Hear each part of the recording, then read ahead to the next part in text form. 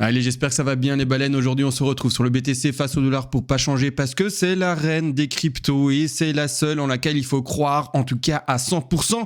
Les autres, c'est des petites crypto-pépites et qui peuvent faire des folies, c'est vrai, bien sûr. Et il y a même peut-être des cryptos qui vont vraiment prendre une place dans l'écosystème crypto. Mais malgré tout, pour le moment, moi, je mets l'accent sur la crypto qui a montré, eh bien, ses valeurs et finalement ses forces depuis maintenant bientôt 15 ans. C'est ça, le livre blanc, ça fait 15 ans d'anniversaire maintenant. Donc, c'est pas beau cette histoire si c'est magnifique. On va analyser ça, vous le voyez d'ailleurs, on le voit continuer à monter. Pas de grosses corrections à proprement parler maintenant potentiellement. On s'attend donc à atteindre ici les alentours des 40 000 $, voire même un peu plus comme vous le voyez. Malgré tout, on va faire le décompte ensemble. Mais juste avant, ceux qui veulent continuer à perfectionner, ceux qui veulent apprendre les EloTUF, ceux qui veulent peut-être parler des EloTUF parce qu'ils sont des pros déjà, mais ils veulent trouver un forum pour en parler, etc.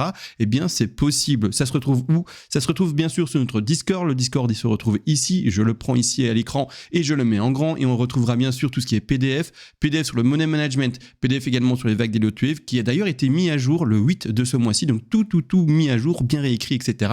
En plus de ça, vous avez bien sûr tout ce qui est live et le rediffusion. On fait 4 lives par semaine avec bien sûr les analyses du BTC, mais par exemple d'autres choses. Ici, on a fait le BTC, l'Ethereum et un altcoins. Là, le 7, on a fait un BTC, Ethereum, le S&P, le dollar index, un altcoins plus le Tao, également un altcoins. Mais ici, c'est dans le top 50 altcoins là.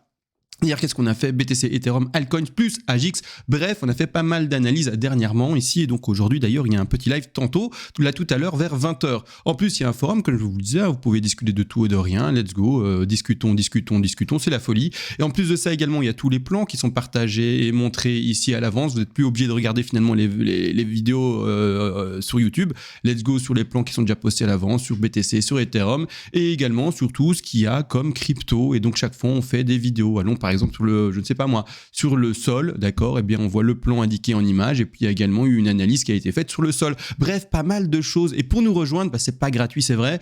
Pourquoi c'est pas gratuit? Parce que ça vous permet, vous, en venant sur ce Discord et en payant, eh bien de soutenir bien sûr la chaîne. Alors là, un truc ici, on le supprime et de cette manière, comment est-ce que ça se passe pour nous rejoindre? Vous allez sur le site d'ailleurs qui se retrouve dans les commentaires, d'accord, qui est épinglé et également dans la description de vidéo et vous verrez que vous tomberez sur une page où vous avez un mois de souscription à 30 €, 3 mois 80, 6 mois 150, 12 mois 290 et le fameux abonnement à vie à 520 €. Vous payez ça, vous ne prenez plus la tête, 1 an, 2 ans, 3 ans, 4 ans, une pause, vous revenez dans 12 ans, je serai toujours là et on fera ensemble les analyses bien sûr. Comment ça fonctionne également pour ceux qui sont déjà passés sur le Discord et donc qui ont déjà payé par exemple 100 €, 200 €, 300 € par rapport à cet abonnement à vie? Eh bien vous pouvez le déduire. Donc c'est-à-dire ici un exemple, quelqu'un qui aurait déjà payé 80 €, eh bien il fait la déduction, là c'est l'ancien exemple et l'ancien prix qui est de 500 €, et bien fait la déduction, il ne lui resterait plus que 420 €, mais maintenant on est monté de prix. D'ailleurs j'insiste, le prix de la souscription ici à vie va augmenter crescendo et elle augmente de 20 € tous les mois. Tous les mois, vous pouvez vous dire que le mois prochain c'est 20 € supplémentaires, 20 € supplémentaires, jusqu'à trouver le prix qui convient par rapport à un abonnement à vie. Là c'est vraiment discount, 500 €, vous imaginez, si vous restez là 1 an et demi, eh bien c'est même pas 1 € par jour, et si vous restez là 10 ans, j'en sais rien, plus ou moins, eh bien là ça sera vraiment donné. Bref, tout ça c'est pour le Discord, on vous y attend et vous allez tout simplement avancer à la vitesse de l'éclair avec nous. Sur ce, on retourne sur l'analyse ici.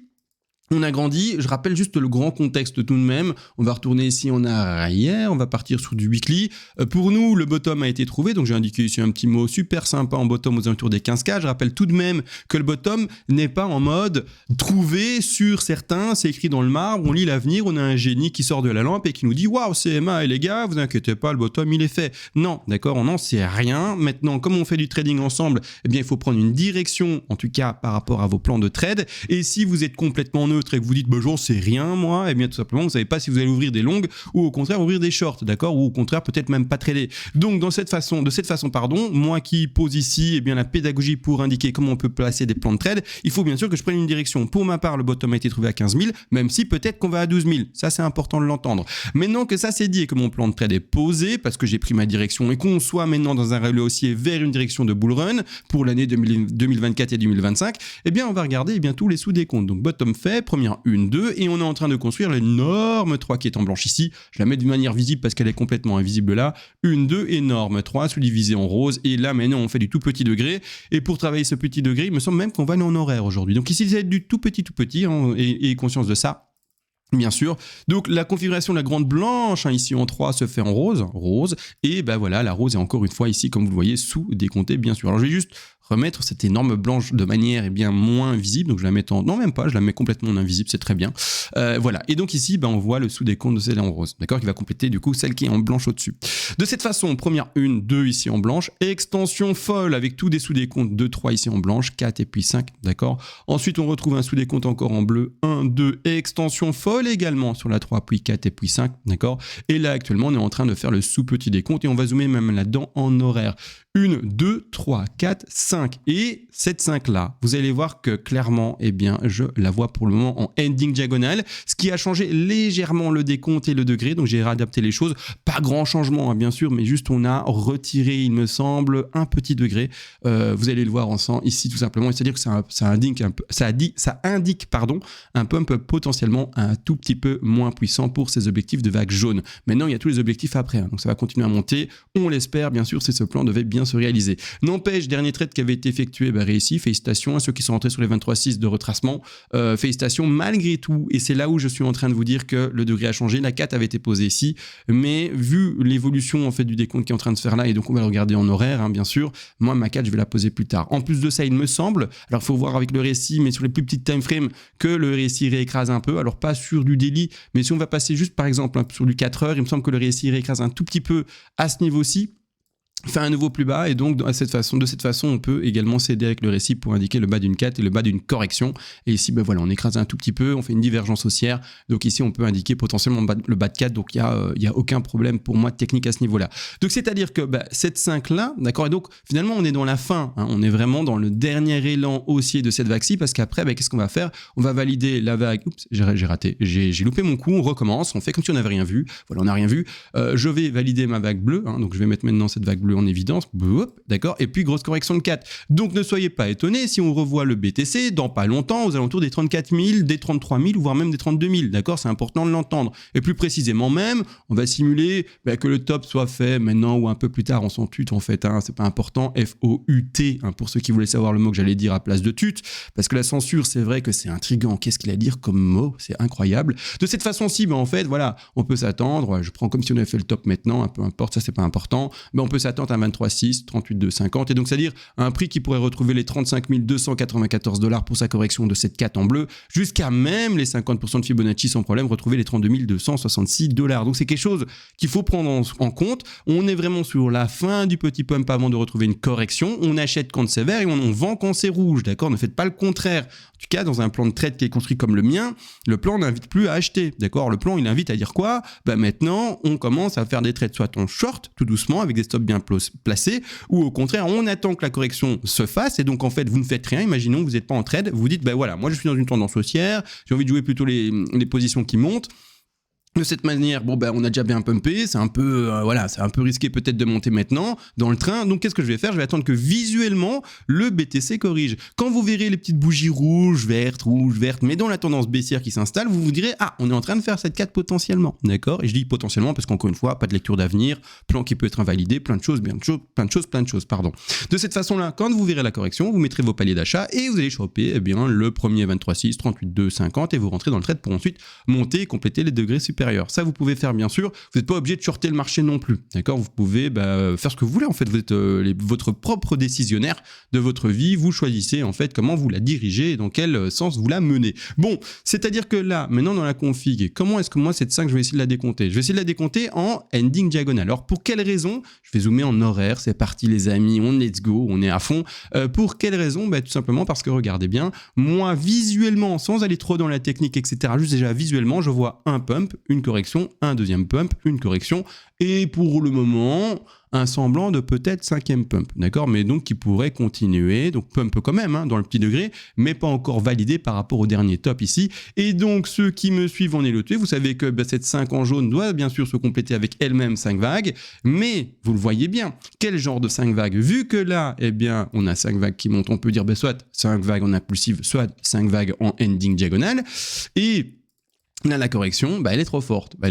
Elle pète, vous voyez, le dernier plus haut ici, et donc on rentrerait dans la configuration d'une ending diagonale. Donc ending diagonale, c'est-à-dire, ici, on va indiquer une première, une, magnifique, une, 2, d'accord, une, 3, Ensuite, une 4 là maintenant, très profonde et très rapide. Bon, pourquoi pas, allez, hein, let's go, on la place. Et puis une dernière 5 potentielle. Vous voyez, je mets pas la 5 à 1000 de Fibonacci dans les milliards de dollars pour le BTC. Je mets juste un peu au-dessus pour dire que voilà, on va chercher, d'accord? L'objectif de 3 d'ailleurs, de grille supérieure pourrait nous aider. Je suis en train de me dire ça. On va regarder un peu rapidement d'ailleurs, juste ce qu'il pourrait aller chercher. Est-ce qu'il correspond à un beau Fibonacci? Oui, non, etc., etc. Je suis assez curieux. Donc là, on va travailler le degré en bleu. Vous voyez celui-ci, bouf, bouf, bouf. Et d'ailleurs, ce degré est pas bon. C'est-à-dire que on va le mettre en tout petit. Boum, voilà. Hop, et je vais changer ta couleur. Oh non, c'est bon comme ça. Donc de cette façon-ci, Fibonacci d'extension, je vais à la racine, je vais à mon top de 1, je vais à mon bas de 2. Ma 3 a été chercher assez proprement ici les 361,8% de Fibonacci. Je vais placer mon Fibo au bas de ma 4 en... Attendez. J'ai dit une bêtise, c'est pas celle-là, la 3, c'est faux. La 3 n'a... Ah, mon Dieu, on pète les 423,6 déjà maintenant.